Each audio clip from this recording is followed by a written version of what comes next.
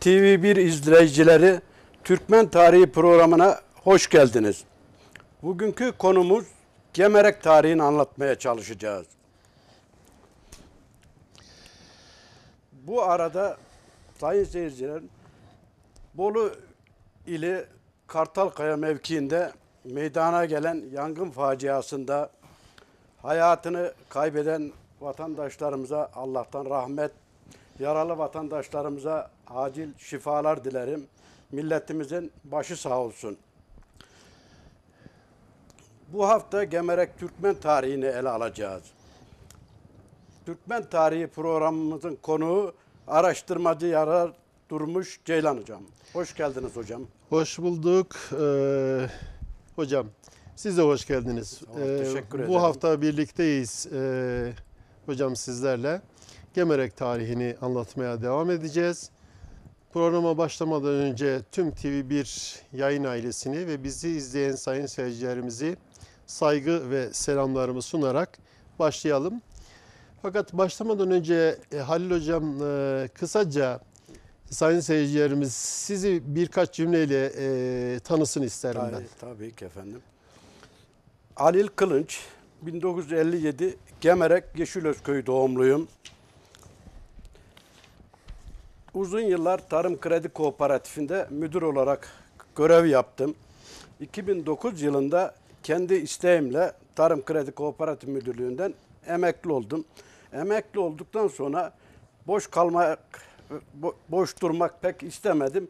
Bunun için tarih araştırmaları yapmak istedim. Bildiğim kadarıyla, gücümün yettiği kadar kendi alanımda bazı şeyleri araştırmaya çalıştım. Ve araştırmalarım da şu anda devam etmektedir.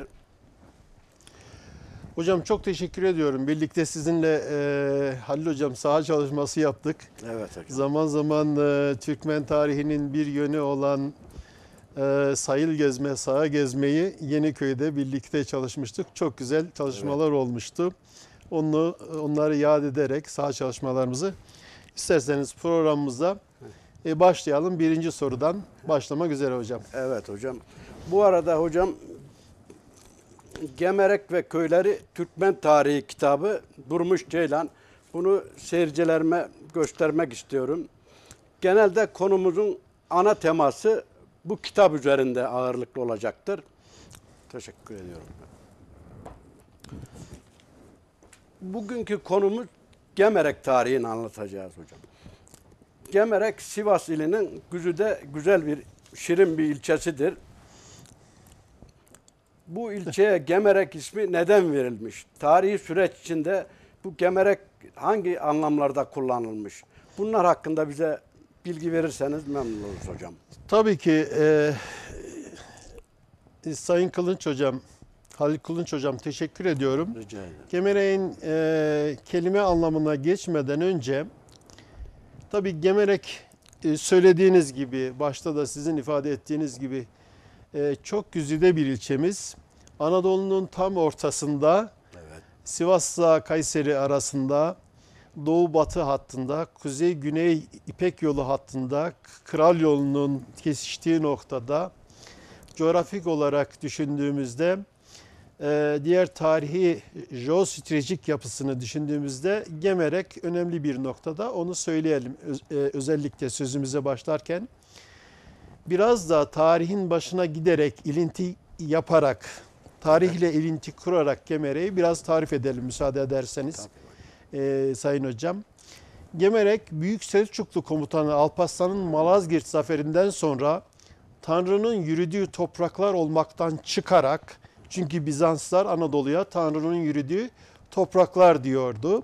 Fakat Alparslan'ın, Büyük Komutan Alparslan'ın biliyorsunuz Anadolu'yu Türk yurdu yapmasıyla birlikte hemen akabinden İslamiyetle birleşerek Türk İslam medeniyet yapısını Anadolu'ya oluşturan ikinci ana kapı dediğimiz Sivas'ın batısında yer alması itibariyle Gemerek burada Türk İslam nevş-i nema buldu bu topraklarda. Yani yeniden neşet etti, yeniden hayat bulmuş oldu. Gemerek kaza ve fütuhat için doğu ve batı hattında yürüyen Türk İslam ordularının güzergahıdır aynı zamanda. Menzilidir. Hem güzergahıdır hem de menzilidir. Osmanlı padişahlarının Doğu seferlerine baktığımızda hem Yavuz Sultan Selim'de hem de Irak'ın seferlerinde bunu rahatlıkla görüyoruz. Yani ana yol üzerinde. Ana hat üzerinde, ordularında ana güzergahı üzerinde özellikle Safevi'ye seferler düzenleyen Osmanlı padişahların da menzilnamelere baktığımızda menzilleri üzerinde olduğunu görüyoruz ve en önemlisi de Yavuz Sultan Selim Çaldıran seferine giderken Çubukovası ve Gedikovası güzergahında, yani bugünkü Şarkışla ve Gemerek coğrafyasının olduğu yerde 60 bin yedek kuvvetini bırakarak bölgedeki Türkmenlerden iaşe ve sefer hazırlıklarının bir kısmının iaşesini bu bölgeden ve Türkmenlerden temin ederek İran seferine, yani Safevi seferine buradan harekette çıktığını, burada konakladığını. Yani lojistik destek alma açısından değil mi hocam? Evet sayın hocam. Lojistik destek açısından bu bölgede hem kaldı hem de temin etti. Buradan dolayı Gemer'e biz ne diyoruz? Orduların doğu-batı hattındaki seferlere gidiş ve gelişlerinden uğrak noktasıdır Gemerek. Gemerek tüm Doğu uluslarının ticaret kervanlarının güzergahı, İpek yolunun kavşağı, yüzyıllardır güneyden kuzeye ticari kolonilerinin de aynı zamanda güzergahıdır Gemerek. Yani Cenevizlerin Karadeniz'den Akdeniz'e geçen bir yol hattı var idi. Ticari yol hattı. Ve dünyanın ilk açık pazar yeri olan bugünkü Pazarören'deki pazar yerinden bahsediyoruz. Bu dünyanın ilk açık pazar yeri olarak biliniyor.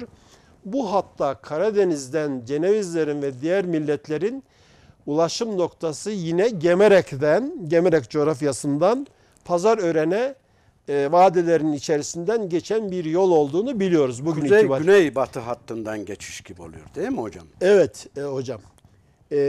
Yani hem İpek yolu hattı üzerinde, yani doğu-batı hattından hem de güney-kuzey Cenevizlerin ve diğer tacirlerin yani bir Karadeniz'den Akdeniz'e taşıma gibi oluyor. Evet. Öyle diye düşünebiliriz elbette.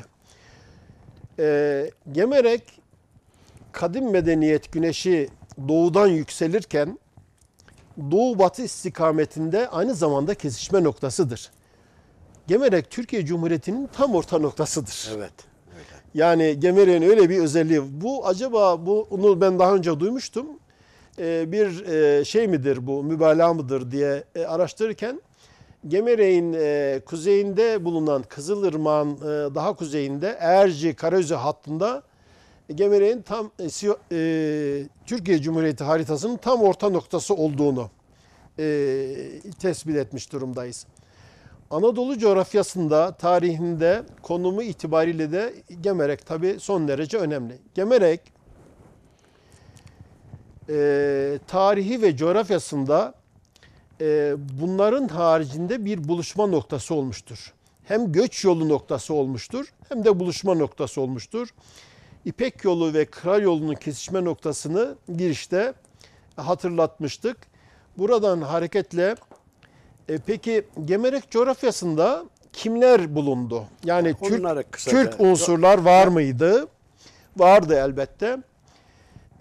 Anadolu coğrafyası, biz Bizans medeniyetinin üzerine geldik. Yani evet. 1071'den önce Anadolu'da biliyorduk ki bir sürü medeniyetler vardı. Pek çok medeniyetler geldi geçti. Onu biraz sonra sayacağım. Bunlar hemen bir cümleyle söylemiş olalım. Eti, Firik, Urartu, Kimmer, Sümer ve pek çok medeniyet Anadolu'da neşet etti. İzlerini bıraktı. Medeniyet yapısının bir kısmını bırakarak elbette ömrünü tarihsel süreç içerisinde tamamladı. Lakin şurası önemli Sayın Kılınç. Anadolu'da ve Gemerek coğrafyasında bizler gelmeden önce de Türkler vardı. Oğuzlardan evvel Sabırlar, Avarlar, İskitler, Uygurlar, Kimmerler, Kıpçaklar, Uzlar, Peçenekler, Sümerler, Hunlar, İbirler gelerek Anadolu'ya çeşitli sebeplerle. Bunların konusu uzun.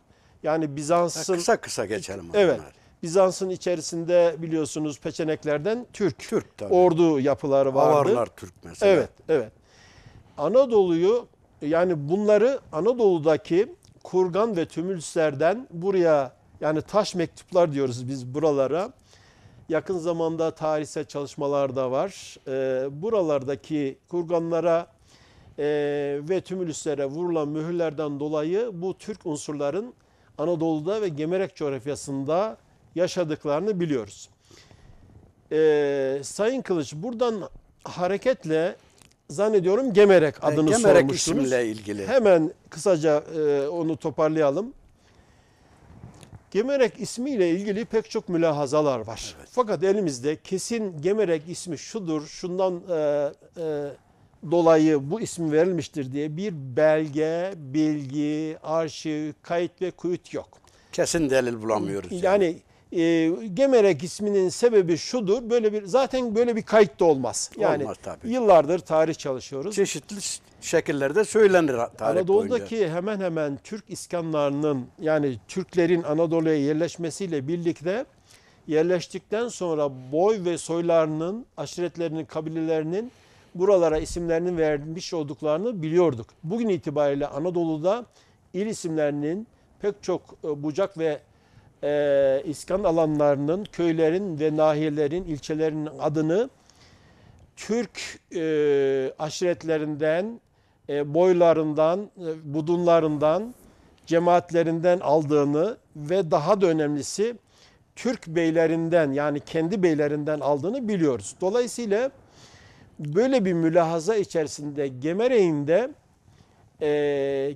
Gemer Bey, Kemer Bey diye şimdi biraz daha arşiv tabanlı olarak açayım müsaade ederseniz verildiğini Osmanlı arşivlerinden biliyoruz. Ne demek istiyorum?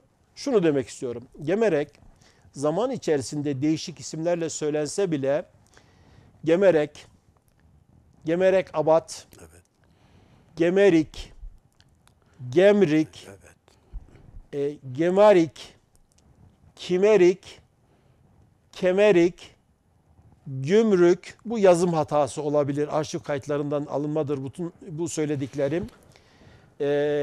Kimerik, Türk ve Türkmenlerin kullandığı ifadelerdir.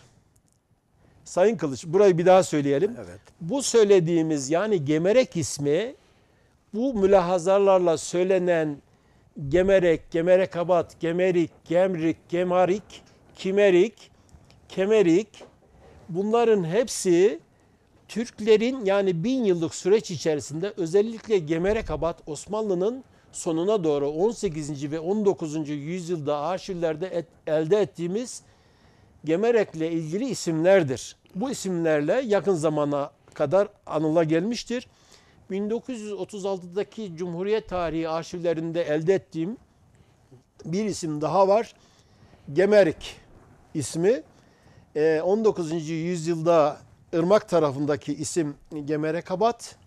Verimli bir arazinin, sulu arazi, verimli arazi anlamında kullanılan bir ifade olarak kullanılmış. Peki Gemerek'te Ermeni tebaa da bulundu. Ermeni tebaanın kullanmış olduğu isimler var. Türk tebaanın haricinde bunlar daha ziyade şu söyleyeceğim isimleri kullandı. Garmrak, Gamerik, Gamaraha, Morgamarak, Garmir, Karmir isimleri de Ermeni, Rum ve Gebran yani Zimmi tebaanın ehli zimmi diye Osmanlı arşivlerinde belirtilen ehli zimmi tebaanın bugün dünyanın her yerine yayılmış olan tehcir sebebiyle yayılmış olan 1917'den sonra Gemerek'ten gidip yerleşenlerin pek çok yerde bu isimleri kullandıklarını buradaki ismi devam ettirmişler gittiği hem yerde. ettirmişler hem de onların Gemerek'le ilgili hatıratlarında okuduğum bir isim olduğunu, bunları özellikle kullandıklarını söyleyelim. Şimdi zamanımız kısa olduğu için, sınırlı olduğu için bunları kısa kısa geçeyim müsaade ederseniz Sayın Kılıç. Bozok da, Bozok coğrafyası, yani Bozok aynı zamanda Oğuz'un sol kolunun 12 aşiretini ihtiva eden, adlandırılan bir yapı olsa bile aynı zamanda Bozok bugünkü Yozgat coğrafyasının ismidir. Yozgat coğrafyasına Bozoklar ismini de vermiştir. Evet. İşte bu coğrafyada Avşar Beydili Bayat boylarına bağlı Kavurgalı Türkmenlerin içerisinde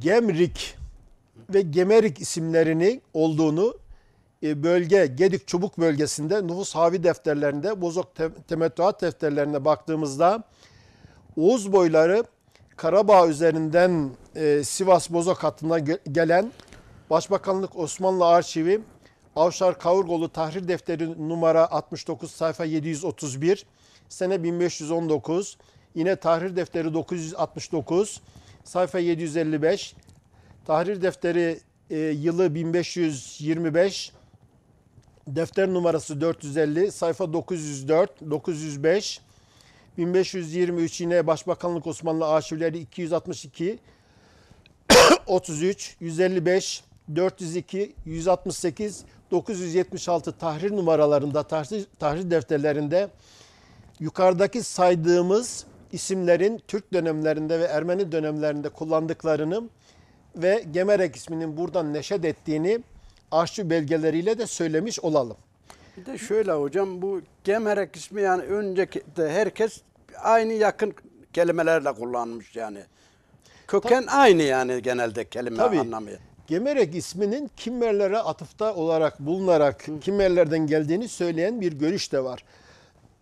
Ben bu görüşe Sayın Kılıç çok fazla katılmasam bile böyle bir görüş var. Farklı mülahazalar da var. Kemeri Ak diye anıldığını, Gemerek'in girişinde ak bir kemerin olduğundan varsayımlarla pek çok bir ahır yapısının isimlerinden birisi olduğunu zaman zaman Gemerek yöresinde saha çalışmaları yaparken duysam bile bunların bilimsel bir yanı olmadığını, arşiv tabanlarıyla da arşiv yapılarıyla da bağlantılı olmadığını, halk arasında söylenen bir yapı olduğunu söylemiş olalım. Şimdilik konuyu iyi kullanma adına Gemerek isminden şimdi diğer bir sorum hocam, bu Gemerek 1071 Alparslan'ın Malazgirt Savaşı'ndan sonra, tabi bu Bizanslarla Alparslan savaş yaptı. Savaşı Bizanslar kaybetti veyahut da Roma'da diyebiliriz ona. Bu kaybettikten sonra savaşı, bu Bizans'ın tebaası burada mevcut tabi. Tabii ki. Bizans tebaasından burada var iken Alparslan savaşı kazandıktan sonra fethettiği yerlere kendi halkını getirecek haliyle. Tabii ki. Bundan sonra bu Gemerek bölgesine kimler geldi? Yani Gemerek iskanları dönemsel olarak nerelerden ihtiva ediyor? Hangi Türkmenler geldi buraya? Geldi ve yerleşti diye. Ben çok teşekkür ediyorum Sayın Kılıç. Aslında bunu yani kronolojik bir yapı içerisinde Gemerek'in iskanlarını da dikkate almalıyız bu sorunuz mucibince. Yani ne demek istiyorum? Gemerek'in Türkleşmesi 1046 yılı Avşin Bey'in Anadolu hattından batıya doğru düzenlediği seferlerle birlikte ilk önce Türk ismini Anadolu'ya yerleşmesiyle doğrusal orantılı olarak ortaya çıkıyor. Yani 1046 yılında Avşin'e ismini veren Avşin Bey ve Alparslan'ın öncü kuvvetleri Anadolu'ya zaman zaman giriş ve çıkışlar, zaman zaman yoklamalar yapmışlardır. Bu dönemde, hatta daha erken dönemde, yani 10. yüzyıl sonlarına doğru 980-986 yıllarda girişlerin var olduğunu biliyoruz ama Avşin Bey'in Anadolu'ya girişiyle birlikte Gemerek coğrafyasının da, çünkü Sivas-Kayseri hattındaki Kızılırmak'ın güneyindeki karayolu üzerini takip ederek Avşin Bey'in daha batıya geldiğini arşiv kayıtlar askeri açıdan bu daha söylüyor. Tabii bu yani bu yolu kullanmaları gerekiyordu. Dolayısıyla Gemerek coğrafyasında ilk Avşin Bey zamanında Türkleştiğini, ilk Türk adının anıldığını söyleyelim. Anadolu Selçuklularının hükmünde kaldı Gemerek coğrafyamız uzun süre. Fakat Danişmentli egemenliği bizim bölgede daha çok hakim oldu. Biz biliyoruz ki 1071 Anadolu kapısı açıldıktan sonra Erzurum, Erzincan, Sivas, Kayseri hattına 80 bin çadır Türk yerleştiğini biliyoruz. Bu savaşın mukabilinde değil mi hocam? Tabii. Savaştan sonra tabii haliyle. Savaştan sonra, savaştan önce de gelen yapılar az da olsa var. Savaştan önce yerleşik halk yok yani askeri güç olarak var. Anadolu'daki iskanlarla doğrusal olarak bunu düşündüğümüzde Sayın Kılıç, ilk Anadolu'ya Türk iskanlarının Alparslan'dan sonra olduğunu büyük kütleler halinde 80 bin çadırın orta hatta 80 bin çadırın da bunu daha önceki programlarımızda söylemiştik. Fazla uzun girmek istemiyoruz. Daha aşağıya Kerkük, Musul üzerinden bugünkü Suriye coğrafyasında indiğini biliyoruz. Buradan hareketle ilk iskanların Anadolu'daki iskan olan yapıyı kastediyorum. Konar göçer yapıyı kastetmiyorum. Yani Türkmen yapısından ziyade iskan olan yapının Danişmentli zamanında 1074 yılında bölgemizi alan Danişment Ahmet Gazi tarafından bölgemizde özellikle Kızılırmak, Kenarı Irmak dediğimiz nahiyede, yani Gemerek'in 3 tane nahiyesi var. Onu söyleyelim özellikle. Oradan hareketle bunun üzerine bina edelim. Gemerek'i oluşturan, Gemerek coğrafyasını oluşturan 3 tane nahiyesi var. Evet. 1. Emlak nahiyesi. Kızılırmak'ın, bugünkü Kızılırmak'ın daha kuzeyindeki coğrafyadır. 2. Çubuk nahiyesi. Yeni Çubuk'un, yani Han Çubuk Devletgir adıyla Osmanlı arşivlerinde gördüğümüz Çubuk adıyla anılan nahiyesidir. 3. Hınzırı coğrafyası dediğimiz, zaman zaman Hınzırı Mağa Gömülgün diye de arşivlerde isimlendirilen Hınzırı bölgesi, yani bugünkü Yeniköy'ün olduğu merkezli, Yeniköy merkezli nahiyedir. Gemerek biraz daha idari taksimatlandırmalarda Osmanlı'ya geçtikten sonra sınırları değişse, artsa veya azalsa bile kastettiğim Gediki Çubuk, yani Şarkışla'yla birleşip 1600 birlikte söylendiği Gediki Çubuk adıyla anıldığı, arşivlerde bu şekilde anılan Gedik ve Çubuk aşiretlerinin iskan olduğu yapıyı söylüyorum. Buralardaki ismi de, bu zamandaki ismi de Gediki Çubuk. Emlak nahiyesindeki iskanları dikkate aldığımızda bugünkü Dendil, Denden, Burhan, Birhan, özellikle Mudarasın, özellikle bizim coğrafyamızda Adana coğrafyasından gelen Danışmentli olduğunu bildiğimiz ve Sultan Alparslan'ın komutasında savaştığını da bildiğimiz Örtlek Bey, Örtlek köyüne adını veren Danışmentli Selçuklu Kınık yapısına tabi olan boylardan bahsediyoruz. Bu saydığımız coğrafyada, emlak coğrafyasında bunlar iskan oldu. Konar göçer yapıda da değildi. Sonraki zamanlarda tabii etnik yapısı değişse bile, bölgemizin zaman zaman değişiklik arz etse bile Gemerek'i bu 3 yapı içerisinde inceleyebiliriz. Sayın Kılıç. Hocam, diğer bir şey de Danişmentli ve Selçuklu döneminde Gemerek'in yapısı nedir? Kimler var Gemerek'te? Hangi Türk boyları gelmiştir buraya? Sayın Kılıç, biz anlıyoruz ki Gemerek'te bu yani Danişmentli Türklerinin, Türkmenlerinin, Oğuz'un özellikle Bozok ve Üçok koluna bağlı Türkmenlerin bu bölgeye iskan olduğunu, Bozok ve Üçokların biliyoruz. Bunların bir kısmı daha batıya gitse bile bir kısmı bu bölgede kaldı. Çepnilerin mesela bu bölgede iskan olduğunu, Büyüdüzlerin, Kargı'nın, özellikle Bozok koluna bağlı Beydili, Bayat ve Avşarların ilk dönemlerde ve özellikle Avşarların 19. ve 20. yüzyılda iskan olduğunu biliyoruz. Fakat bölgemize dönemsel olarak baktığımızda hemen bölgenin bir şöyle idari taksimatlandırmasına bakarak Sayın Kılınç şöyle bir idari yapıyla, taksimatlandırmayla yani tarihlendirmeyle gidelim. Onlar üzerine Kronolojik olsun onun sıramız. üzerine bunu bina edelim. Hem kronolojik olarak da bunu takip etmiş oluruz. Gemerek ismi demin söylemiştim. 1889 yılında Nahiye, 1923 yılında Tonos, Sivas vilayetine bağlı Sanname ile Nahiye, 1924-52 yıllar içerisinde Şarkışla Sivas'a bağlı Kaza, 1953 yılında ilçe. İlçe. Bu Gemerek süreci yani. Gemerek tarih ismi boyunca. dursun. Sayın seyircilerimize kısa kısa çünkü buranın üzerine bina edeceğiz Evet. Gemerek iskanlarına. Demin söylemiştik Çubuk diye. Çubuk da 1542 yılından 1707 yılına kadar idari taksimatlandırmada Gemerek'in merkezi olan ve Gemerek'in de aslı olan bir yerleşim alanı. Çubuk ismi nereden kaynaklanıyor?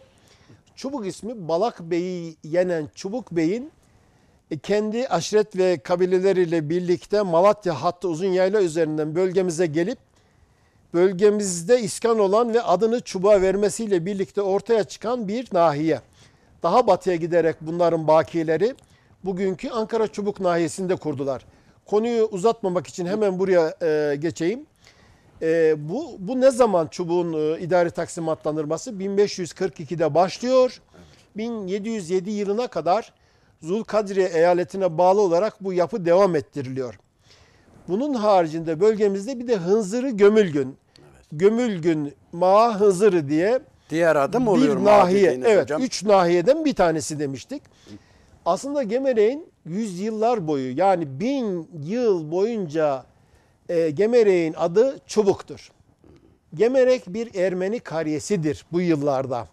Özellikle Ermeni tebaanın iskan olduğu bir kariyedir.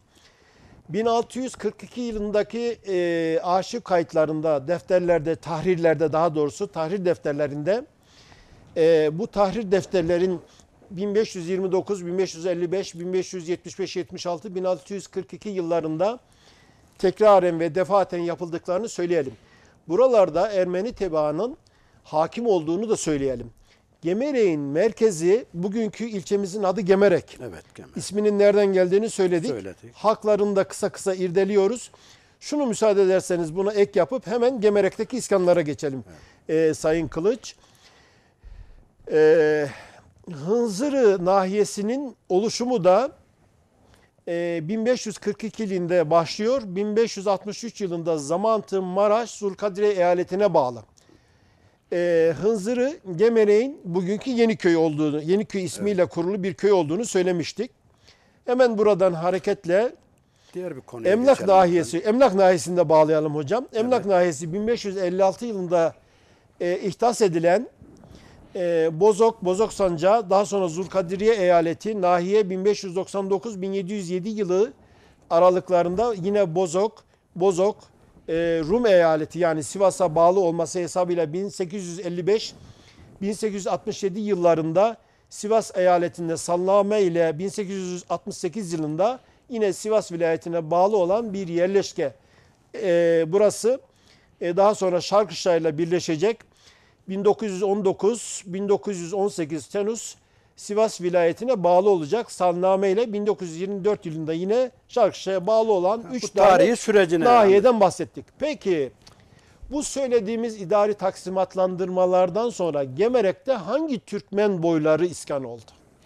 Ondan Şimdi önce şeye geçsek hocam, diğer konumuzun bu Selçuklu ve Moğol döneminden sonra bayağı bu bölgenin tarih kronolojiden gidiyoruz ya, Malazgirt Meydan Evet. Savaşı'ndan sonra Evet.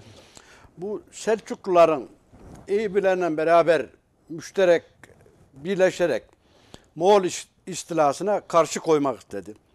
1243 yılında Köse Dağı'nlarında bir savaş oldu. Bu savaşı tabii çeşitli sebepler var.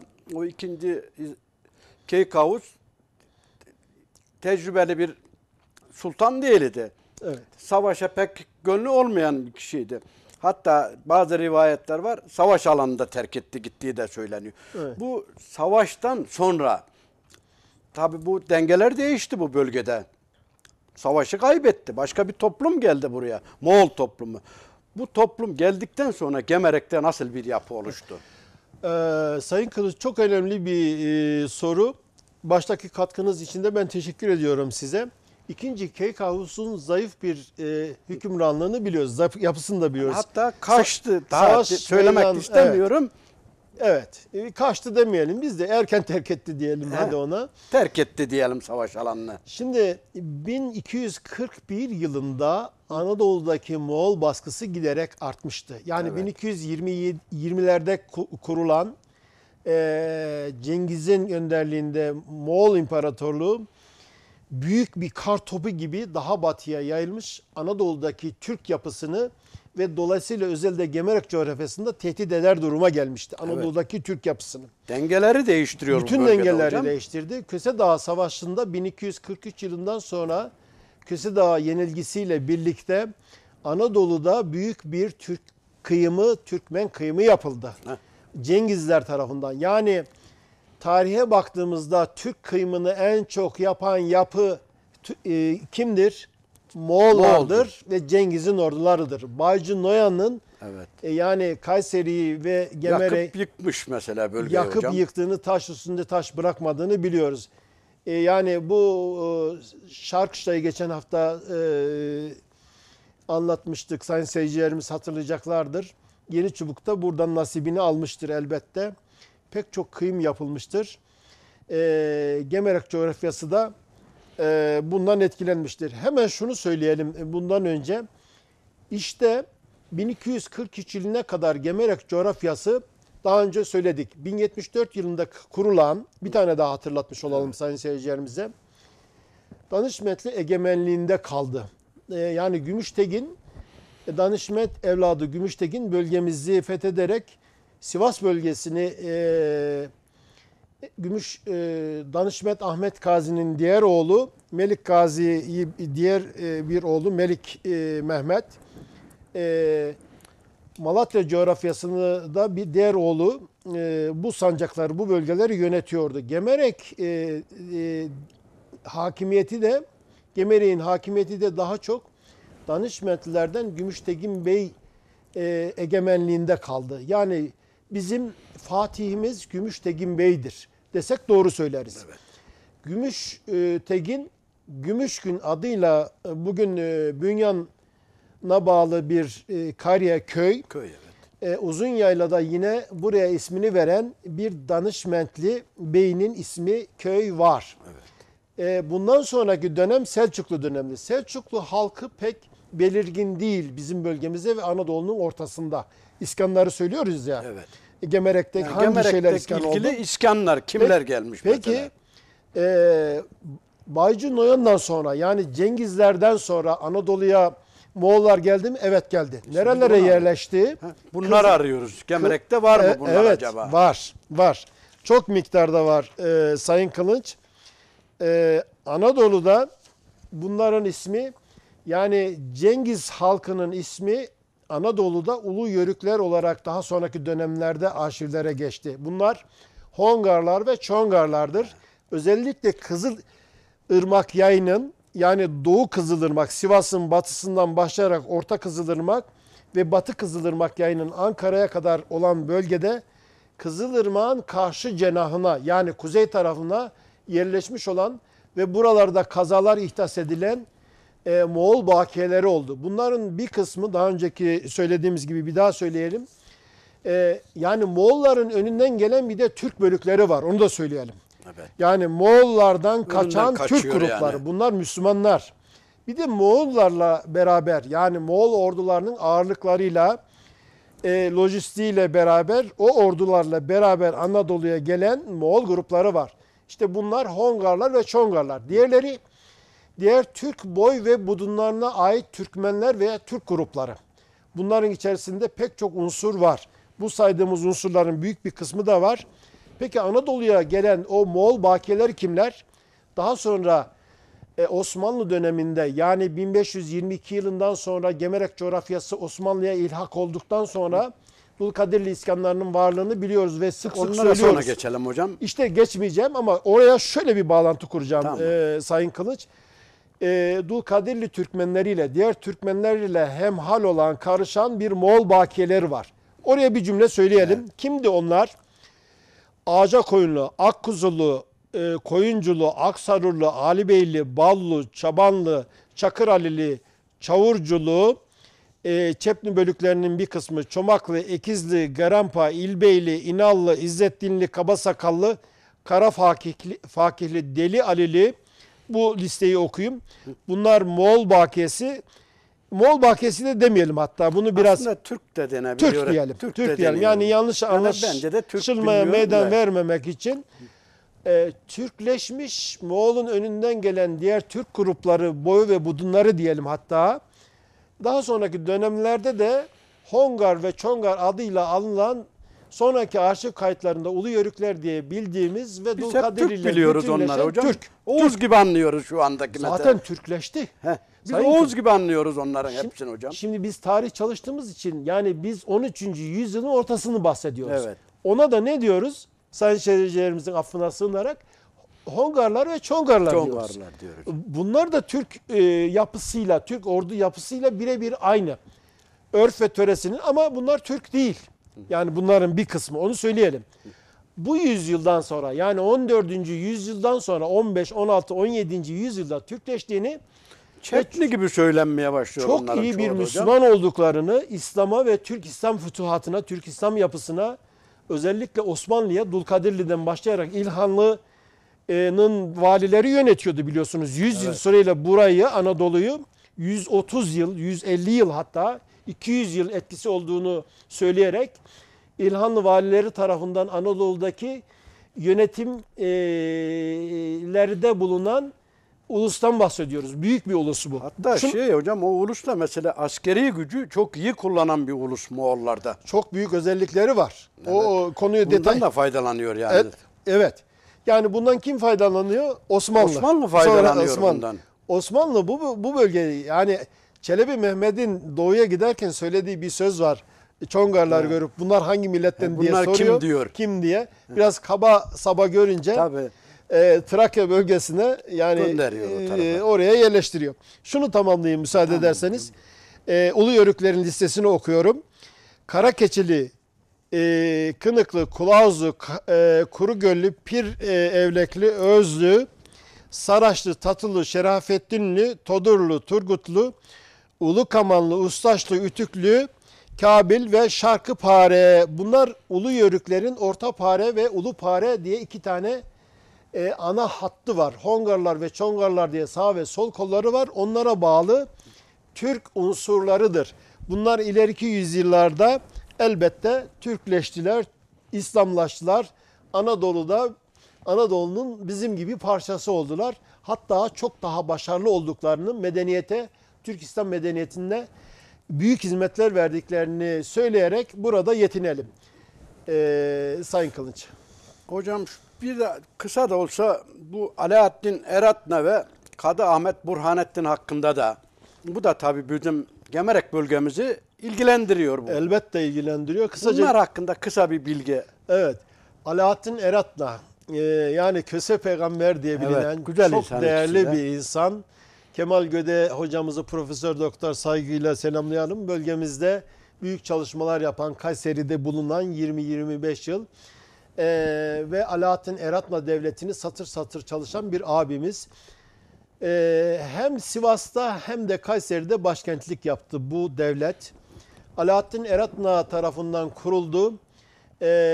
Said Bey tarafından, yani İlhanlı hükümdarı Said Bey'in ölümüyle birlikte bir boşluk oluştu. Burada onları temsilen, İlhanlıları temsilen bulunan vali Memluklu'ya ilhak olduktan sonra bir sıkıntı var o arada. Onu anlatmayalım, uzun konu çünkü. Bölgeye Alaaddin Eratna 1535'lerden sonra başlayarak 1500 değil pardon düzeltiyorum. 1335 1337'lerden başlayarak 81 yılına kadar. 1340 yılında beyliğini kurup 1380 yılına kadar devam ettiren bir beyliği. Ali Bey'in, onun evlatlarından, torunlardan olan Mehmet Bey var, Ali Bey var. Ali Bey'in zayıf yönetimiyle birlikte, yaşı da çok küçük olması hesabıyla, kadı olan Kadı Burhanettin'in devletin yönetimini ele alıp 1389 yılına kadar kendi adıyla bir beylik kurduktan sonra yine Uygur, Eratna, Türk yapısını Anadolu'nun orta hattı Çorum, Yozgat, daha batı Ankara'ya kadar devam eden Kayseri-Sivas sınırlarına, Erzurum'a kadar devam eden bir coğrafi sınırı vardır bu iki devletin. Bu iki devlet arasında zaman zaman mülahazalar, bazı sıkıntılar olsa bile 1389 yılında yenilmesi ve ölmesiyle öldürülmesiyle Karayülük Osman Bey tarafından Akkoyunlu hükümdarıdır. Bu beyliğe son verilmiştir. Peki bu arada bu bölge yani Gemerek coğrafyasının iskanları işte bunlar. Yani bizi ilgilendirdiği için Gemerek tarihini anlatıyoruz. Gemerek, evet. Gemerek Sayın Karakaya, Gemerek coğrafyasındaki işte iskanlarının bir kısmı çok fazla yoğunluğu olmasa bile Uygur Türklerinden müteşekkildir. Evet. Bugünkü Özbekler dediğimiz, Tatarlar dediğimiz bunlardır. Bunlar daha sonra daha batıya ve daha doğuya yayılmışlardır. Şimdi bu konu şundan şey yaptım hocam. Mesela bu bizim Gemerek tarihini anlatıyoruz. Gemerek'e sadece biz Oğuzlar yerleşti. Oğuzlardan hariç öbür budunlar da var. Tatar, Kıpçak, Kazak. Evet. Yani bunlarla ilgili olduğu için ondan sormuştum. Çok teşekkür ediyorum. Bu bölüklerin tamamı da var. Biliyorsunuz bu saydıklarınız Kıpçak Türklerinin bakileridir, alt gruplarıdır. Evet. Özellikle Özbek, Tatar, Kazak, Kırgız veya daha alt grupları. Bunlar Kıpçak Türk'ünün evet, baki. Bir üst budun mesela. Evet, üst budun, evet. Bir de Uygur Türkleri var. İşte bu bahsettiğimiz Alaaddin Eratna ve kurmuş olduğu yapı Uygur Türkleri. Hocam Dulkadirli'ye geçebilir miyiz? Süremiz de biraz azaldı ama. Geçelim. Biraz daha vaktimiz var sayın. Biraz da Dulkadirli'den bahsedelim. Aslında konunun önemi burada. Esas önemi burada da bu herhalde yetişmeyecek gibi geliyor. Bir hızlı geçelim isterseniz. Bir Dulkadirli'den bahset. Dulkadirli bölgemizde kimdir? Eserleri nedir? Neler yapmıştır Dulkadirli? Dulkadirli'den kimler yerleşmiştir? Şimdi Sayın Kılıç, bölgemizin iskanlarını aslında oluşturan Dulkadirli Türkmenleridir. Yani 16. yüzyılda bölgemizin iskanlarını 1556 yılında, 53 yılında biliyorsunuz Zeynettin Karacabey öldürülüyor. Mısır'da götürülüyor, başı kesiliyor. Talihsiz bazı hadiseler var. Tabii üzücü olaylar var hocam. Yerine geçen adaşınız Halil Bey 1356 yılından sonra bölgemize doğru yavaş yavaş nüfuz etkisini göstermeye başlıyor. Darende ile olan bir itiş kakış meselesi var. Yine Memlukların emannamesiyle beylik kuran Dulkadirli Beyliği'nin bazen sınırlı hareketini de var olduğunu söyleyelim. Böyle bir baskısı da var Dulkadirli üzerinde. Bozok coğrafyasında yavaş yavaş Sivas Sancağı Bozok coğrafyasına etkisinin daha az olmasını istiyorlar. Fakat Halil Bey biraz cesaretli, biraz da kudretli, biraz da yaşadığı hadiselerden dolayı aslında coğrafi bir sınır var. Bir cümleyle onu söyleyeyim Sayın Kılınç. Kızılırmak, yani Orta Kızılırmak, bizim bulunmuş olduğumuz Gemerek coğrafyasının bulunmuş olduğu Kızılırmak geçtiği hattın güney tarafı Dulkadirli hükümeti yönetiminde kalmış. Uzun yıllar. Daha sonraki dönemde 1556'dan sonra Bozok bölgesinin alınmasıyla birlikte, yani bu neyi kastediyorum, hangi yılı kastediyorum? 1380, 85, 90. Yani Dulkadirli'nin kurulduğu dönemlerden bahsediyor. Bir de biliyorsunuz Dulkadirli sultanlarından 6 tanesi Osmanlı'ya gelin gidiyor. Evet. İşte bu yıllar akrabalık var. Özellikle Süleyman Bey ve Mehmet Bey'in kızları Osmanlı, yani onların dayıları oluyor bu durumda. Evet. Bu ta 1515 yılına kadar devam eden bir yapı, onu söyleyelim. İşte bu sıcak yapıdan dolayı bugünkü Kırşehir bölgesi de Dulkadirli'nin yurtluğu ve dirliği oluşuyor. Daha çok Şahruf Bey vasıtasıyla. Bölgemizde o sebepten dolayı şunu rahatlıkla söyleyebiliriz ki bölgemizdeki Türkmen iskanları Dulkadirli iskanlarıdır. Yani ağırlık iskanlar. Ağırlıklı iskanlar bunlardır. Peki bunlar kimlerdir? 1529 yılındaki bölgemizdeki ilk tahrirlerden birisidir. Bu tahrir defterine göre Gemerek'teki aşiretler Dulkadirli'ye bağlı, diyelim ağırlıklı, Bozokkolunu ihtiva eden Avşar ve Beydilli ana üst çatı olmak üzere Şambayadı, Kızılkocalı, Süleymanlı, Ağacalı, Salmanlı, Çiçekli, Karamanlı Dinik, Ağacakoyunlu, Alibeyli, Demircili, Zakirli ve Sekili. Dulkadirli ulusu bunlar Evet. hocam. 1556'ya geldiğimizde ikinci bir tahrir defterinde Sayın Kılınç, Ağacalı, Çiçekli, İbrahim Hacılı, Kara Hacılı, Karacalı, Karaca Alili, Kuşçu, Hasırlı, Satırbeyli, Ahsengazili, Akbeyli, Horoklu ve Memşeli. Tabi bunların haricinde pek çok alt bölük aşiret ve cemaatler var. Onları saymaya zamanımız yetmez. Bunlar ana hat itibariyle Dulkadirli Türkmenleridir. Bunların içerisinde 1500 ne dedik? 56 dedik. 56 yılına geldiğimizde Halep Türkmenlerin de katıldığını, Avşar bölüklerin de katıldığını, 1556 yılları Kanuni Sultan dönemin hükümranlığı dönemidir. Biliyorsunuz Örekayn savaşlarından, seferlerinden sonra Anadolu'daki çıkan bir kısım isyanları dengelemek amacıyla siyasi bir perspektifle Kanuni Sultan Süleyman ve diğer Osmanlı padişahları bu dengeyi sağlamak için diğer coğrafyalardan özellikle 17. yüzyıla geldiğimizde Bozulus cemaatlerinden ve Bozulus bölüklerinden, yani özellikle Akkoyunlu Devleti'nin Bakiye Türkmenlerinden Akkoyunlar yıkıldıktan sonra yıkıldıktan, oluyor. biliyorsunuz 1515, 16, 17 yıllarında Akkoyunlu ilhak ediyor. Yani Çaldıran zaferiyle birlikte Fatih Sultan Mehmet'in... O da yıkılıyor tabii. Ya tabii Fatih Sultan Mehmet'in bölgeye bir seferi var biliyorsunuz, Uzun Hasan'la birlikte. Evet. İleri geri hareketi. Oradan bir etkileşim ve Osmanlı'nın coğrafyasını genişletme çabaları var. Daha sonra buradaki Türkmen gruplarının daha batıya gelişi var. Zaten konar göçer yapı la mekan. Evet. Yani mekansız Türkmen grupları. Yani koyun ve yaylak, otlak nerede ve nasılsa oraya doğru. Tabii bunlar tamamen la mekan da değil. Gittikleri güzergahlar, yaylaklar bellidir, sınırlanmıştır, tarif edilmiştir ama zaman zaman bunun dışına da çıkıldığını düşünerek söylüyorum. İşte buradaki Türkmen bölükleri Gemerek coğrafyasına geldi ve iskan oldular. Hocam, süremiz Peki bunlar kimler? yaklaşıyor. Bu birazcık şeyden de, bu eserlerinden de bahset, herhalde yetmeyecek konumuz. O zaman şöyle diyelim. Dulkadirli dönemi Bu herhalde yetişmeyecek bu konu bize. şöyle yapalım o zaman, bunu burada Gemerek'e özel hasretmiş olarak Gemerek'in biraz altını Evet. çizelim. Program Gemerek programı olduğu için Dulkadirli'yi anlatırken bölgemizdeki iskanları Eserleri nedir mesela? eserleri, bölgemizde iki tane önemli eseri var. Şahruf Bey'in, Evet. aslında Alaaddin Devle Bozkurt Bey'in bölgemizde, yani 150'nin üzerinde vakfiyesi, medresesi, eseri, özellikle Maraş coğrafyası olmak üzere, ama onun amcazadesi, yeğenzadesi Şahruf Bey bölgemizde yaşamış. Bölgemizde özellikle İsimleri var bunların mesela bölgemizde. söyleyeceğim, hocam. söyleyeceğim. Birkaç cümleyle oraya geleyim hocam.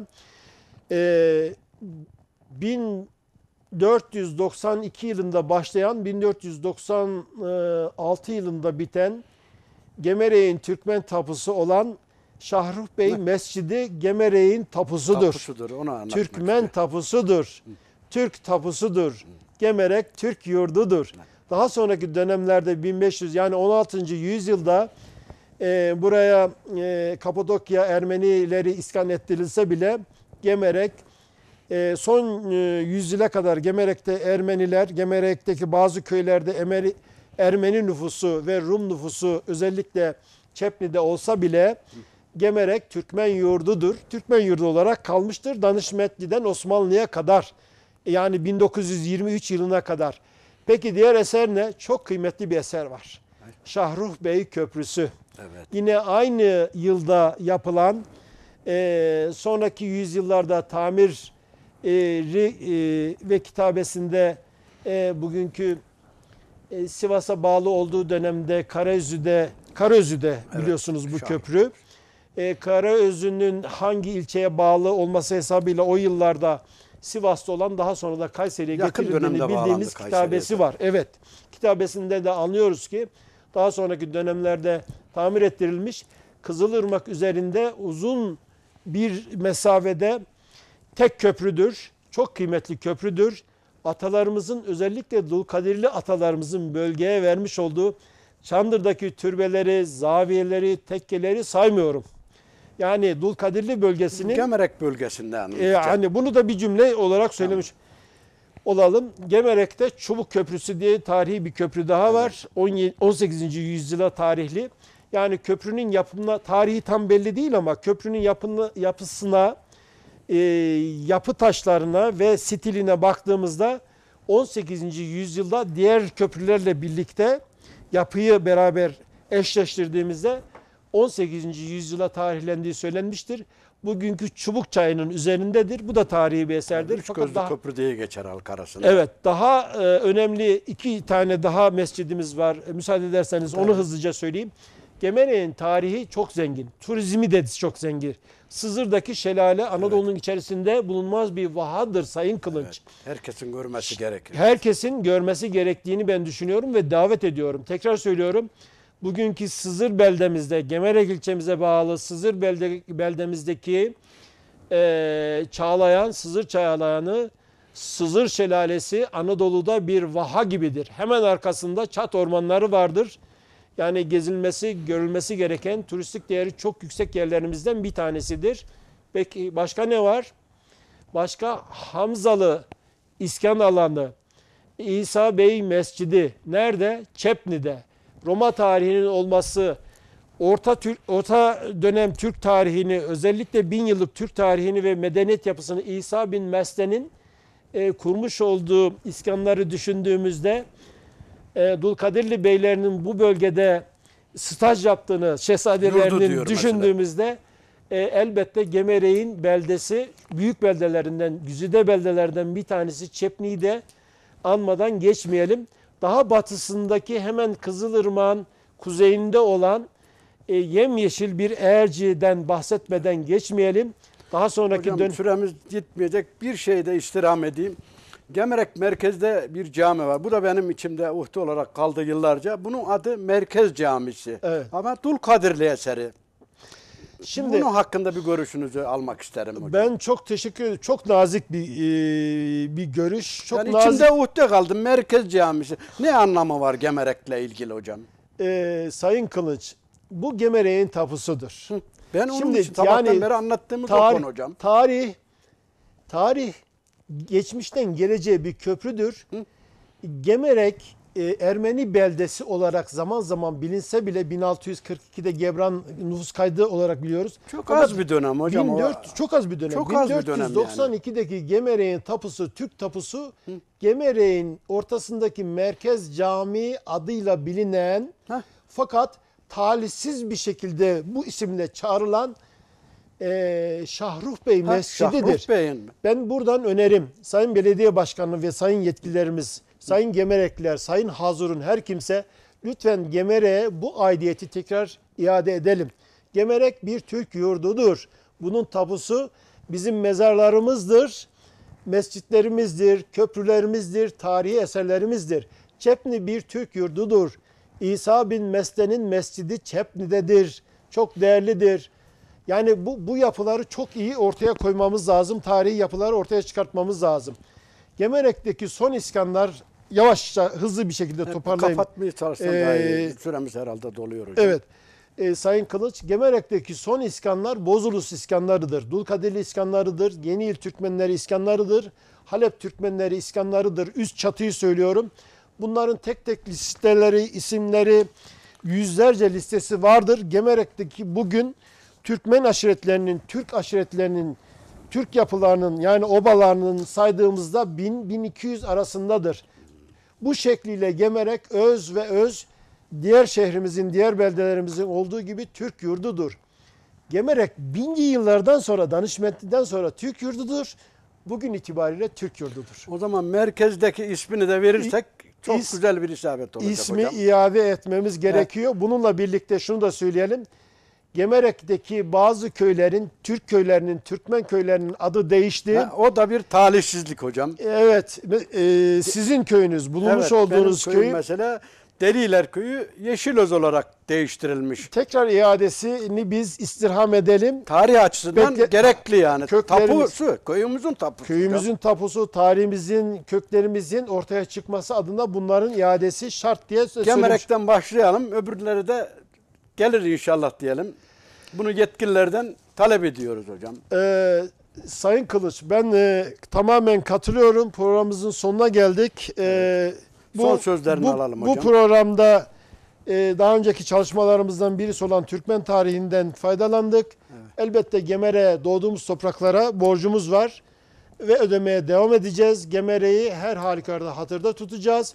Lütfen bu programı araştırmacılar, çalışmacılar, bu konuyla ilgili ilgi gösterenler, tarihini sevenler, özellikle Gemerekli hemşerilerimize atfediyorum. Gemerekli yöneticilerimize atfediyorum.